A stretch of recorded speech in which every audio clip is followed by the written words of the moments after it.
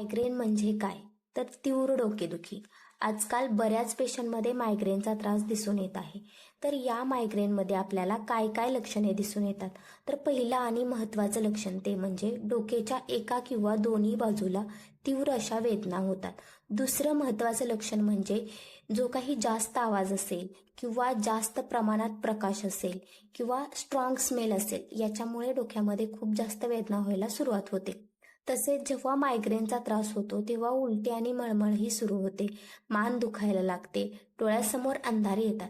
अशी काही लक्षणे दिसून येत असतील तर हा मायग्रेनचा त्रास आहे. आता मायग्रेनचा त्रास हा कशामुळे होतो हे आपण थोडक्यात बघणार आहोत.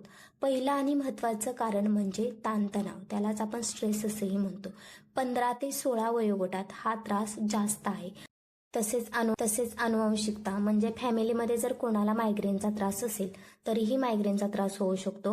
झोप कमी किंवा जास्त लागत असेल किंवा व्यसनाचे प्रमाण अधिक जास्त असेल तरी मायग्रेनचा त्रास होऊ शकतो. पुरुषांपेक्षा स्त्रियांमध्ये मायग्रेनचा त्रास हा जास्त आहे. चहा किंवा कॉफीचे जर अति प्रमाणात सेवन असेल तरीही मायग्रेनचा त्रास होऊ शकतो.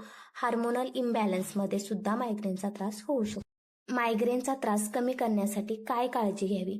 ताणतणाव कमी करावा, पुरेशी झोप घ्यावी, 7 ते 8 तास झोप घ्यावी, भरपूर पाणी प्यावे, तेलकट आणि आंबट पदार्थ कमी करावेत, चहा कॉफी टाळावी, व्यसनापासून दूर राहावे, जेवण वेळेवर करावे, व्यायाम करावा, प्राणायाम करावा, तीव्र प्रकाश, तीव्र आवाज आणि स्ट्रॉंग स्मेलपासून लांब राहावे. आणि खूप जास्त त्रास होत असेल तर होमिओपॅथिक औषधं हे डॉक्टरांच्या सल्ल्याने घ्यावी.